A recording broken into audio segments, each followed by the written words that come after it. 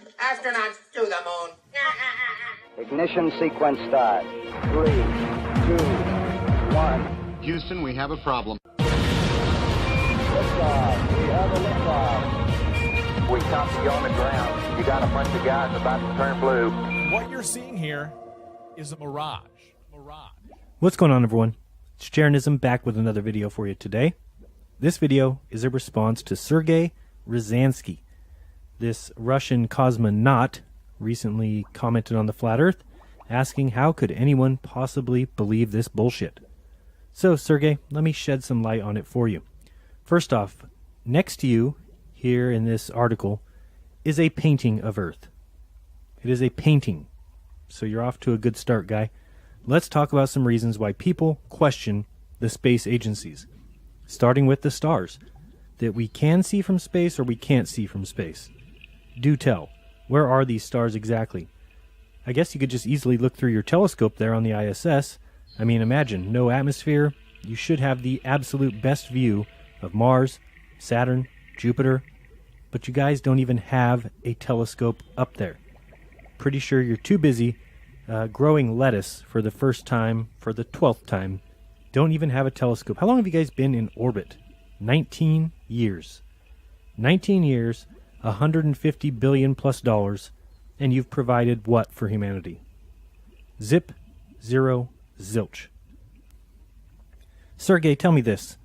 One of the often forgotten details of why people can believe that perhaps the Earth is flat, and perhaps you all are deceiving the world, is this. 19 years you've been in orbit. 19 years in orbit of the Earth, and not once, listen carefully folks, not one time has NASA or Roscosmos provided the people of Earth a 24-hour live stream of the Earth from space. Say what? Yes.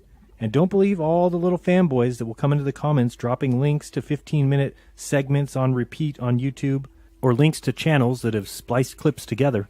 Those are not 24/7 live streams. They are called lie streams. Don't get me wrong. If you do the kind of research that Globers do, you can find tons of places that say NASA has 24/7 live streams, even at nasa.gov. They claim here in 2014 that they're going to start providing 24/7 live streams from the ISS.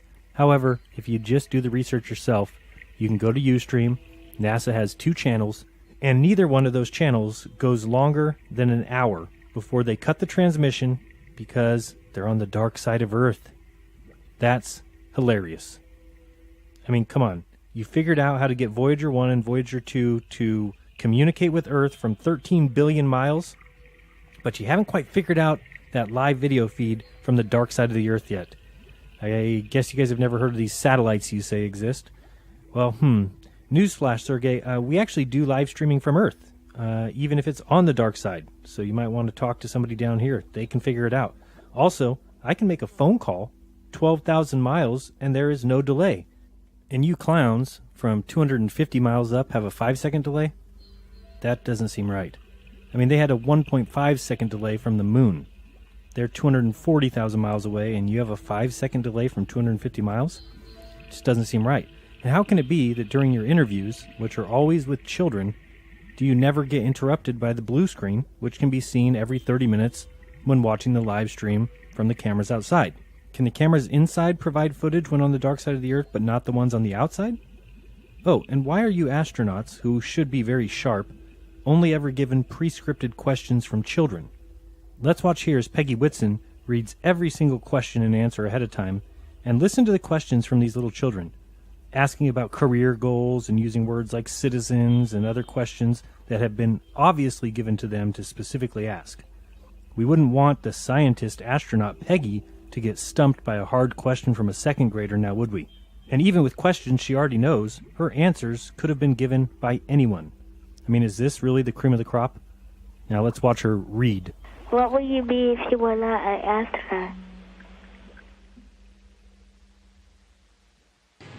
I think if I weren't an astronaut, I would still be working at NASA. I love NASA. What was your most memorable space experience? Well, living up here every day is actually an incredibly memorable experience. How did it feel to make history and become the first woman commander of an expedition? Well, in many ways, it was never something that I had necessarily planned on for a long time. So as you can see, she's clearly reading every single question or answer, and I'm sure that that girl just came up with the question of how did it feel to make history and become the first female leader of an expedition. And I'm sure this next child also came up with this question. What were the keys to reaching your career goals?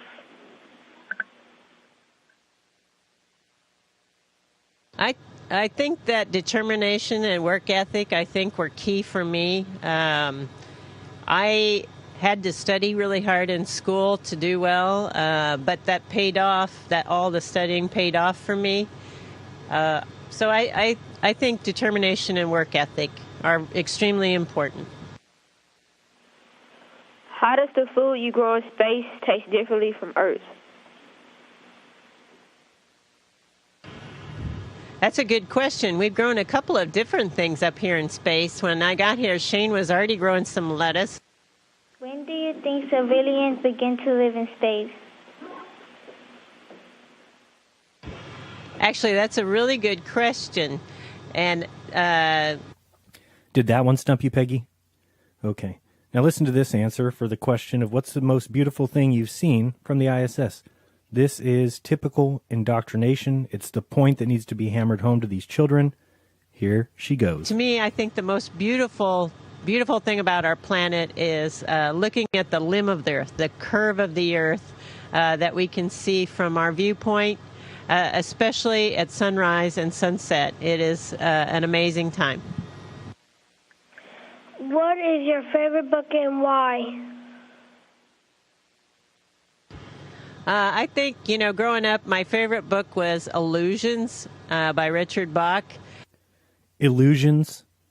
Her favorite book is Illusions. So I hope you're starting to see why people are entertaining the idea of a flat Earth. Let's go back a little bit earlier when I asked you about the stars. Can we or can't we see them from space? I mean, being that we cannot get the answers ourselves, we need you, the astronauts, who are paid by us to tell us the truth. And here's something that no one seems to understand. In space exploration, which is funded by the people of the world, and where it is not possible to have independent witnesses of the actual events, we as people have every right to expect the record to be 100% genuine, honestly portrayed, and honestly represented. So I ask you again, can we see stars in space? Let's ask some astronauts. Whilst From in Mark space, Cameron. This is from Mark Cameron. Whilst in space, have you ever looked away from Earth into the black void? Yeah. All because the you can time. see. Yeah, Because you can see the stars. Oh yeah. And pretty much all the time you can see the stars. Yeah. It's not which a is black cool void. thing. I mean, it's black, but there's all kinds of little polka dots. There's all the stars there, and the cool thing is about it, you can see it during the day. Yeah, you can, and there's more than stars. You can see planets. You can Right. see moons. You see the gas Magellan clouds of the Milky you Way see galaxy. the Magellanic Clouds. Magellanic. See, I was. Yeah. All right, interesting. So we can see stars from the day side or the night side of Earth.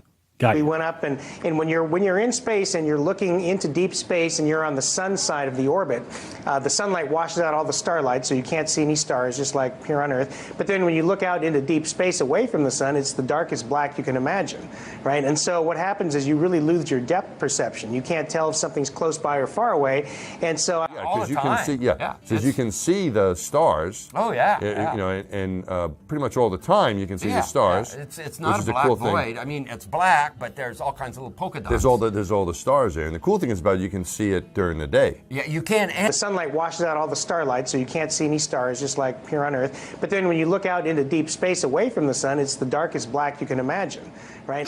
Like, are they just brighter than on Earth, or how would you describe it? They're brighter, but they're different. A lot of things different about them. One, you don't have the atmospheric distortion, so they don't twinkle, right? So you see lots of points, and you see lots of points, and that literally millions of them. There's The thing about Carl Sagan, billions of stars, there really are billions and billions of stars, and you can see them. In fact, they're so numerous, it's very difficult to pick out the constellations you and I see here on the ground. Mr. Armstrong, I do realize that when you were on the moon, you had very little time for gazing upwards. But could you tell us something about what the sky actually looks like from the moon, the sun, the earth, the stars, if any, and so on? The sky is a deep black when viewed from the moon, as it is when viewed from cislunar space, the space between the Earth and the moon. The Earth is the only visible object other than the sun that can be seen, although there have been some reports of seeing planets. I myself did not see planets from the surface, but I suspect they might be visible. Yeah. So because you can see, because you can see the stars. Oh yeah. You know, and pretty much all the time you can see the stars. Yeah. It's not a black cool void. thing. I mean, it's black, but there's all kinds of little polka dots. The Earth is the only visible object other than the sun that can be seen, although... So you see lots of points, and you see lots of points, and that literally millions of them. You know, there's... The sunlight washes out all the starlight, so you can't see any stars, just like here on Earth. But then when you look out into deep space away from the sun, it's the darkest black you can imagine, right? The sky is a deep black when viewed from the moon, as it is when viewed from cislunar space, the space between the Earth and the moon. And there's more than stars. You can see planets. You can see moons. You see the gas Magellan clouds of the Milky Way galaxy. You see the Magellanic clouds. Magellanic. See, I was. Yeah. So, Sergey, I mean, I have to ask people, how is it that they believe the bullshit that has come from NASA, Roscosmos, and the other space agencies? Don't we deserve the truth? Tell me, Sergey, who is it that pays your salary? Who pays for your rockets? Who pays for the Soyuz? Who paid for the ISS? Speaking of things that you should be able to see from the ISS through a telescope if you only had one up there, but I guess you're too busy sending up NFL jerseys, footballs, and gorilla costumes to worry about other things like a telescope. But what about Venus? Yeah, Venus, I just recently, just to show you a little reason why we doubt the space agencies, went to Universe Today to learn a little bit about Venus. So I went to Universe Today, which is pretty respected in the astronomical world. And what did I find? Well, here is a picture of Venus as imaged by the Magellan 10 mission. And it says below it, the planet's inhospitable surface makes exploration difficult. So as we continue to scroll down, we can see some other pictures of rocks. Wow. And they must be real because they have letters and numbers on the bottom of them. From 1975, no doubt. 43 years ago, you sent a craft to Venus, and it took photos in this inhospitable place, and then I guess used its 1975 internet space Wi-Fi to transport these images 25 to 250 million miles or so. Sounds believable. As we keep scrolling, we see another image of Venus. This is the Mariner 10 image, and it's blue. Yeah, blue Venus, even though we scroll back up here and see the other image was red. Yeah, I should just believe whatever you say, right? So I hope you will quickly see why we questioned it all. And Sergey, let me just tell you, your agency, along with NASA, have filled the heads of the public with lies, with distorted truths, with fisheye lenses, and impossible feats that we are all supposed to believe just because you say so. So let's take a quick look at this article, make a few comments, and then maybe look at some of the readers' comments, and I have a few remarks on those as well. So the article is titled, "How Can Anyone Believe This Bullshit? Russian Astronaut Slams Flat Earth Theory." Again, you're pictured next to a drawing, which is definitely proof of everything that you say. The article is poorly written. I'm hoping it has something to do with translation. But it basically says that the Flat Earth theory has been growing in popularity exponentially of late, with celebrity endorsements including basketballer Kyrie Irving and cricketer Freddie Flintoff. It then says that Russian cosmonaut Sergey Ryazansky had this to say, said the prevalence of the pseudoscientific theory is due to poor education in the West. Yeah, that's probably the reason. He said people won't believe in any proof. It's all originated in the West, perhaps because they are not taught the deep foundations of sciences, namely of physics, like in this country.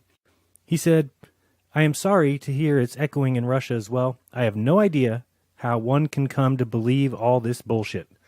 Mr. Ryazansky said the theory is about internet trolling and having people on.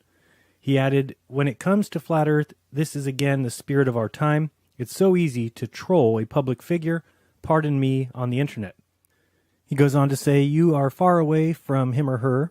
They can't wipe your nose, even if there is reason to do so, and they can easily be insulted. I personally take Flat Earth theory as a perfect, massive space trolling. Nothing more. There's nothing serious behind it. It is just about playing a trick, waiting for what will come next, whether this or that cosmonaut will respond. Scroll down a little bit here. I never get involved in it on social media, as it's a shame to spend my precious time there explaining elementary physics to people. The astronaut said the reason people use pseudonyms is to hide how dull they are. He concluded, on the other hand, why not, since one is striving to play jokes and they do it on the internet. You have perhaps noticed that these users are most often nicknames, since it takes a certain courage to acknowledge that you are dull. Mr. Ryazansky is known to have partaken in 2 space flights, having entered open space 4 times in his space career. Well now, Mr. Ryazansky, let me tell you a little secret. Most of the flat earthers I know, and definitely the ones speaking out about it on the internet, use their real names. I use my real name. Guess who uses fake names? Globe believers. The loudmouth know-it-alls who say they provide real honest experiments, the ones who use cool hard logic to soundly debunk the flat earth, that are oh so transparent, calling others frauds, and all the while, they are so transparent that they hide their rhetoric behind fake names, not revealing who they really are. So your theory is absolutely incorrect. The article continues, his spacecraft, the Soyuz MSO-5, finalized its 139-day ISS program and safely returned from orbit on December 14, 2017. We'll cover that shortly. Despite photographic evidence from space, and even though a spherical globe was postulated as early as the 5th century BC by the Greek philosopher Aristotle, adherents to the flat earth theory are growing in number. Data from Google Trends show that in the past 2 years, searches for the flat earth have more than tripled. Guarantee it's more than that. There have been several instances of high-profile celebrity endorsements, outrageous stunts to promote the theory, and media covering of the flat earth events that have helped promote the cause. A self-taught rocket scientist constructed a homemade rocket out of scrap metal in order to prove astronauts lied about the planet being flat. That is completely, totally, 100% untrue. He simply built a rocket, and on the side of it, it said, research flat earth. He's a stunt man. He was doing a stunt, not meant to prove anything or show anything. That is all just media propaganda, of course. The article continues, Mad Mike Hughes planned to launch himself 1,800 feet and fly through the air at 500 miles per hour in his steam-powered vessel made of scrap metal, but he had to abandon the launch after the U.S. Bureau of Land Management reportedly stopped him from using public land after reading about his plans in the media. Also, fanatics attended a sellout Flat Earth International conference to discuss everything from NASA lies to 9/11 conspiracies. Flat Earthers believe NASA is lying to the general public in order to conceal a stationary flat planet. The Flat Earth International community explains the community suspect the planet is circular disc shaped that relies on Antarctica to provide an icy wall barrier. Not true. The ice barrier is supported to prevent humans walking off the edge of the Earth. Not true. Flat Earther Mark Sargent told the BBC nobody likes this uncomfortable feeling to be in this tiny ball flying through space in this vast, endless universe. And the article goes on and on. It is a nonsense article. And Sergey Ryazansky, a lot of your little comments here are nonsense as well. Let me show you why. So, tell me this, cosmonaut. Why is it then that in the 1/6 gravity, the moonwalkers moved slower? Please enlighten us, because at 1/6 the weight, so let's say a 200-pound man with a 100-pound backpack would go from 300 pounds to 50 pounds, but he has the same muscle mass. He should jump 10 to 15 feet in the air. He should leap over the lunar rover. Instead, they acted out on a soundstage and have lied about it for 50 years. Why can't you show water stuck to a spinning ball? Why, if I poured out a bag of Skittles on the ISS, would they not join together and make a sphere? They should. How do we know things are pulled to the center? Can I see one example? So water curves now too, huh? Even though for all time water has been used as our guide to what is level. You even admit it. The water in Australia is level with the water in California. Oh, because we're on a ball, you say, right? Well, not one of us feels the earth is moving. Not one of us feels it's spinning. Actually, if it wasn't 1,000 miles per hour, but it was 1 trillion miles per hour that we were spinning, we still wouldn't feel it. If instead of a figure around the sun at 66,000 miles per hour, we were going 66 trillion miles per hour, we wouldn't know. See, now maybe you can start to see why we have our doubts about you and your space agency.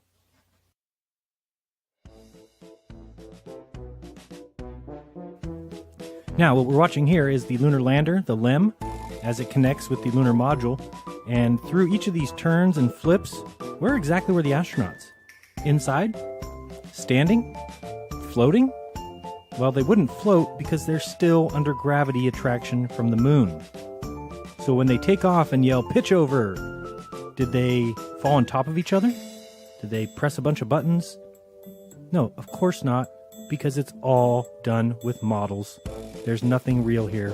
Speaking of nothing real, let's watch when Sergey Ryazansky returns from the ISS to Earth. But first, let's watch them be good planetary citizens and dump the LEM back onto the moon. So now, this is from just recently when Sergey and his little cosmonaut friends jumped in the Soyuz and returned to Earth. Sergey, wave hi to everyone.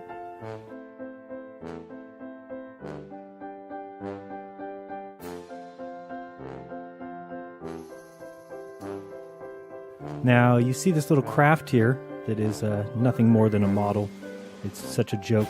Because, Sergey, you're inside there, right? You're inside that middle pod. Do you happen to have any camera footage of that?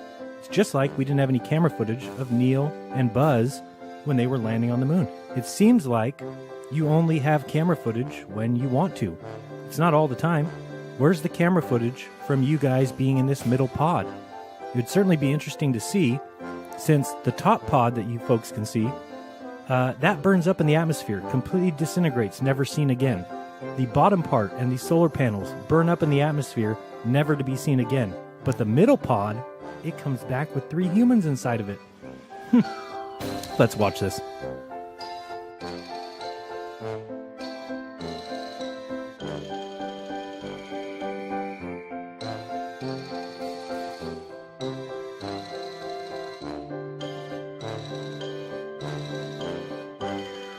What a joke we have, what a fraud we see.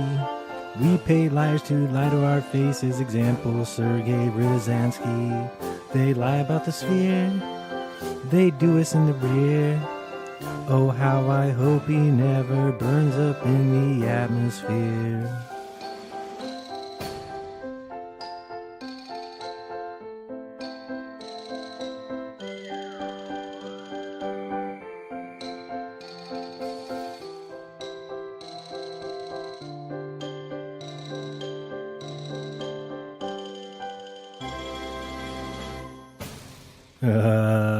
Bullshit.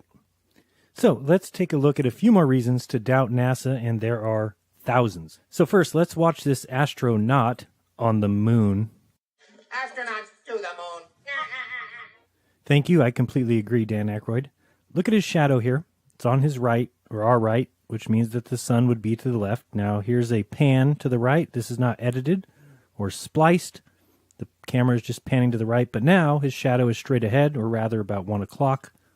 Get a little zoom here. He does a little dance. Now he starts moving again. We pan to the right, and his shadow is now on the left. This is what the French call impossible. It is a total joke. It is a fraud. If you believe that man has walked on the moon, how? Why? It is the most insane belief that any rational thinking human being can have. It's evidence that you've turned your brain over to the Neil deGrasse's, the Bill Nyes, and the other liars like Sergey Ryazansky. Here we see the helium balloon that is the shuttle dancing before it comes to a stop. But I did want to look at a couple of these comments from this article. First comment says, sadly, the flat earthiest people are indicative of what has been going on in the West for quite some time now. The systematic dumbing down of society paralleled with the left liberal agenda, led by the Marxist originators whose intention is to dumb people down enough to accept global totalitarian government where they control everyone and everything. The dumbing down seems to be the most effective where the liberal left have overrun the education systems and where genetically modified food and enforced vaccination is prevalent. This person is actually not too far away from the truth. This guy comes in and explains it to him. They've been dumbing you down with the spinning ball theory. They want you to think we are a random ball in space that came from a big bang. It's all theory. Some guy comes in and says, who stole this bloke's lithium? To which he responds, you are terrible at insults, which he is.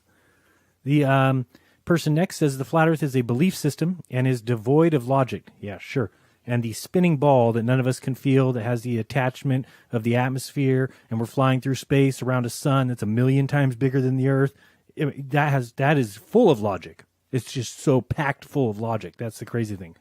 They would rather that the full history of science is wrong than their belief is correct on the origin of the earth. The fact that they believe that science is one big cover-up and a massive lie is tantamount to the philosophy they adopt.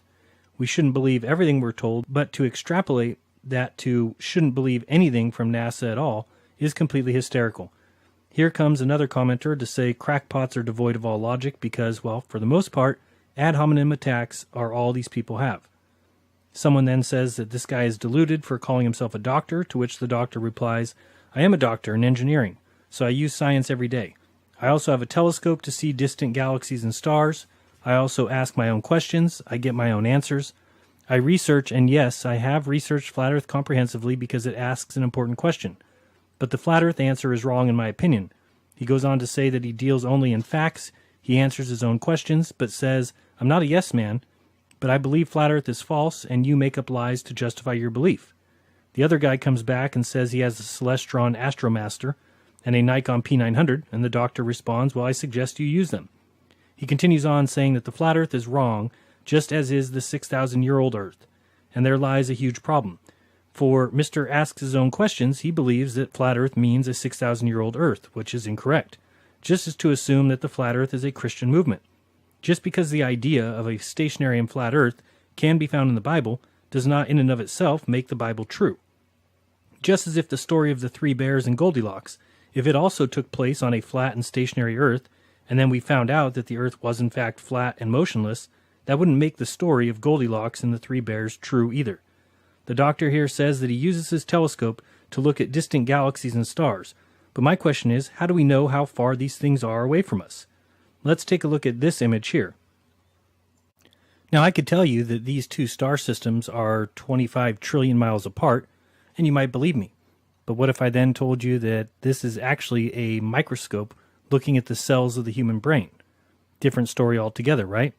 Well, what is the difference between a telescope and a microscope? One looks in the sky, one doesn't. So we understand that when we look at a leaf under a microscope, we're not seeing farther, yet when we look through a telescope, much like the doctor says he does, we just assume that we are all of a sudden looking farther. Not even just farther, but back in time.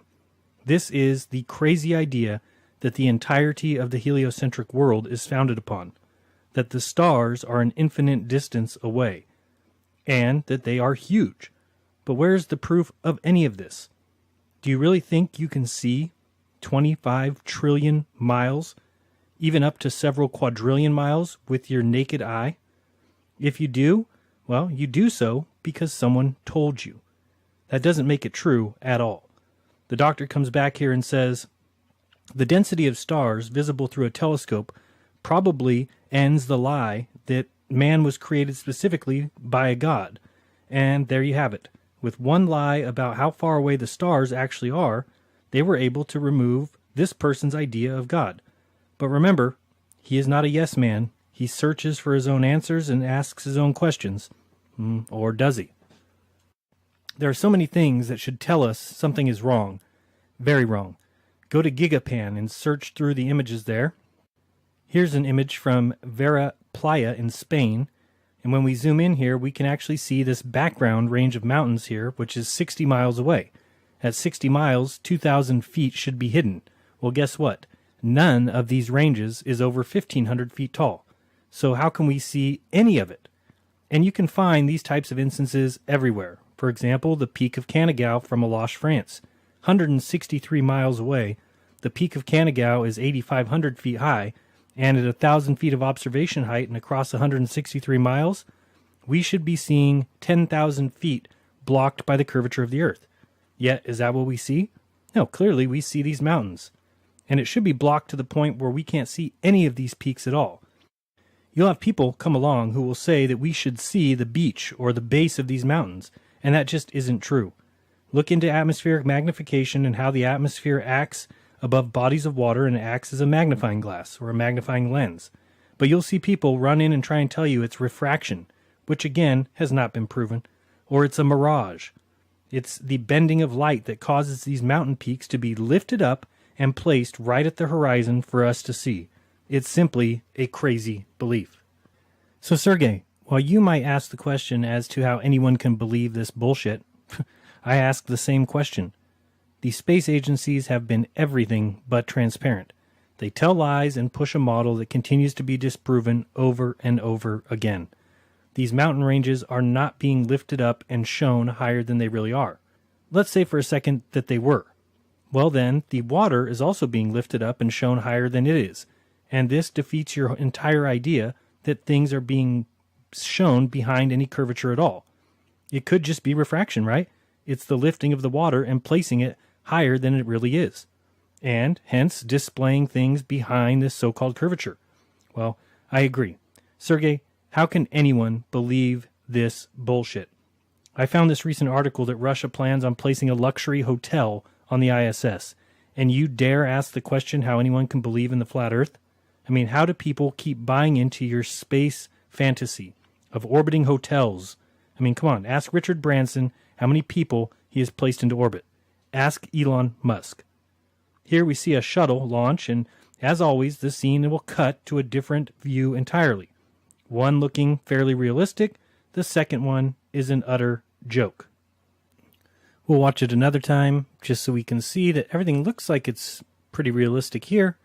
And then we'll see that when it separates, of course, we get the CGI version, which completely looks like it's animated, doesn't look real at all. Why do we always have this moment where we go from what looks to be slightly realistic to insanely computer generated? Why, Sergey? Do tell. So, Sergey, please explain how with $52 million a day, all you can provide the world is CGI planets like this and fake images of Saturn like this. I mean, honestly, are we supposed to believe that that is Earth from Saturn? And that this image is a picture of the Earth and the Moon? Then we get to these circular planet images, and they don't even resemble spheres at all. Clearly, they are just drawings, just graphics, not reality. So why is it that you guys are so afraid of showing people what the Earth really looks like? Someone needs to tell the CGI artist on this image that there is clearly a problem, as places like Bulgaria, Turkey, Romania, Hungary, the Ukraine, Poland, Latvia, Estonia, Finland, Sweden, Norway, Svalbard, and more share a time zone with Africa and can't be in the dark, as this image seems to show. So much of the imagery that we see from space is clearly fabrication. Like this view here, which was taken, I guess, on the one and only day in history that no clouds existed. So why is it that every time we get images from space do we have to use a fisheye lens? It really looks like you're afraid of showing something. Why do you have to alter images from space to match what we were all taught in school at such a young age that we had no choice but to believe it? Why, when someone does question it, are we called morons for daring to question the shape of the Earth? Well, Sergey, when I see videos like this, clearly showing the ball image of Earth, it's nothing but a lens effect, then I have every right to question this bullshit. Newsflash, Sergey. People don't want to see Earth wrapped up like a ball. They want to see the truth. If the Earth is a ball, then show it, and clearly it will be shown as a ball. But to always use GoPro lenses to show the Earth as a ball doesn't make a lot of sense. If the Earth is a ball, show real images of the Earth, and it will be a ball. When you use GoPro lenses in every single case, it looks fishy. I mean, here on the screen, you'll see that I keep pausing this image when it's reversed. Now the Earth is concave. So what is supposed to be the truth here, and why are you guys afraid to show it? To me, it looks like somebody has a huge fascination with spheres. Everything must be a sphere. Here we see the famous Felix Baumgartner Red Bull jump, with the ball below him consisting of Nevada only. Clearly, this is an altered image, and again, I ask, why are you afraid of reality? It's just like your cupola window there on the ISS, which is clearly shaped to show the Earth as a sphere. You do understand that, right? Tell me, Sergey, what should our attitude be towards patches like these? Clearly occult symbology. There you've got the 3 dragons. You've got the devil here with Get Your Kicks on 66. What should our attitude be towards these patches? Here's one with the phoenix. Next we have the one with the upside down star. Are you telling me, Sergey, that no one knows what the pentagram stands for? Is this just a surprise to you? Here's a patch, We Own the Night. Here's another one, The Cat's Out of the Bag. Here's another with some sort of wizard at the top of the pyramid Earth. I'm not even sure what's going on there. You got another one with the bull, as if we don't know what that symbolizes.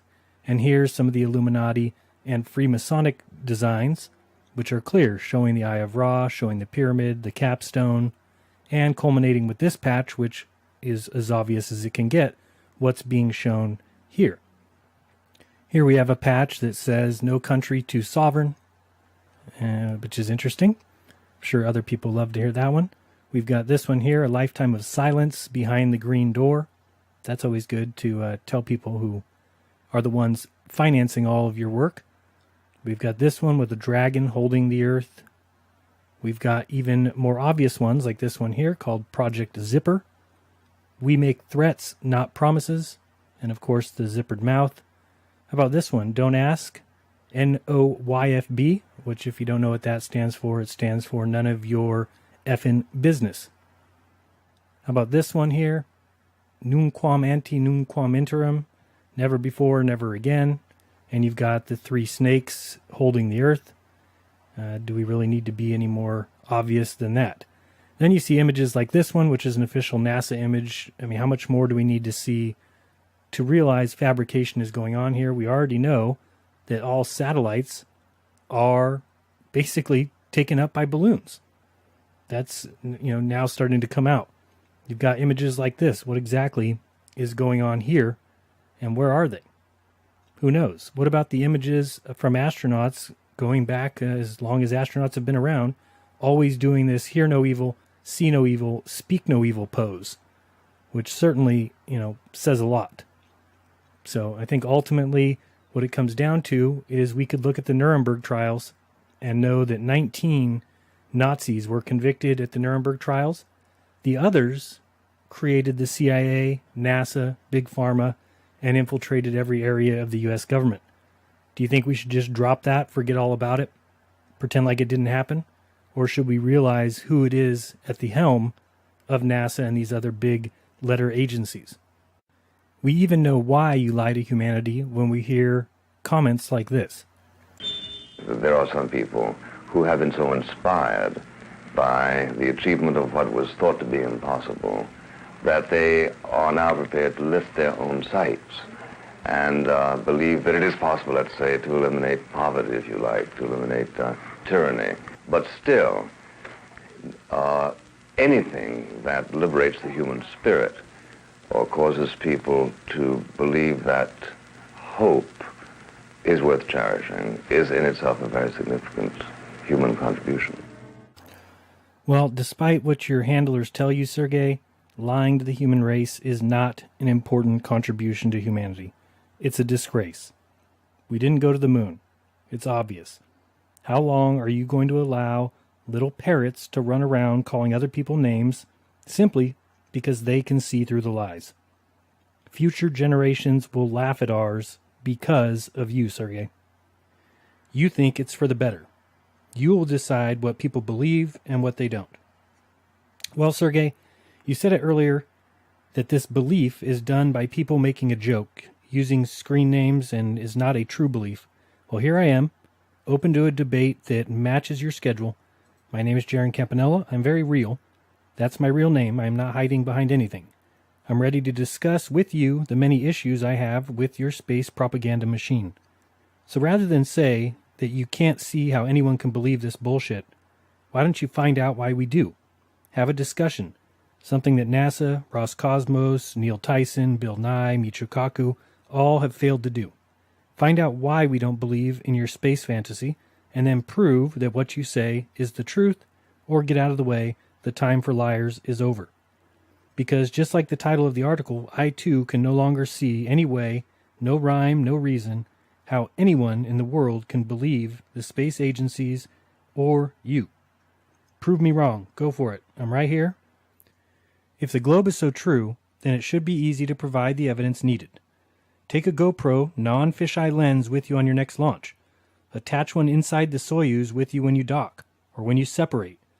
I mean, with just 1 million of the 52 million that you get every day, you could buy 2,000 GoPro-like mini cameras and include one everywhere. Why isn't there one on every satellite? Why not throw a GoPro into orbit? So don't say that we don't believe any proofs. It just so happens that words don't count as proof. Provide the proof, and I'll believe it. So prove me wrong, or I will continue to call your entire universe exactly what it appears to be. Bullshit. Be kind, don't lie, and open your mind and find your own truth.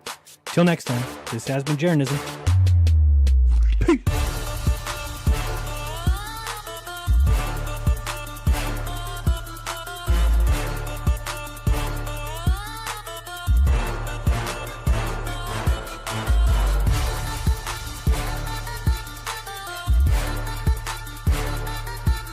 Hey guys, if you appreciate these videos and want to see me make more, please consider a donation, either paypal.me/Jeran or at patreon.com/Jeranism. Your support will help me spend more time on research and more and better quality videos. Huge thank you to those who are already my patrons. You guys are awesome. And if you can't support monetarily, please share my videos if you enjoy them. Thanks again. Peace.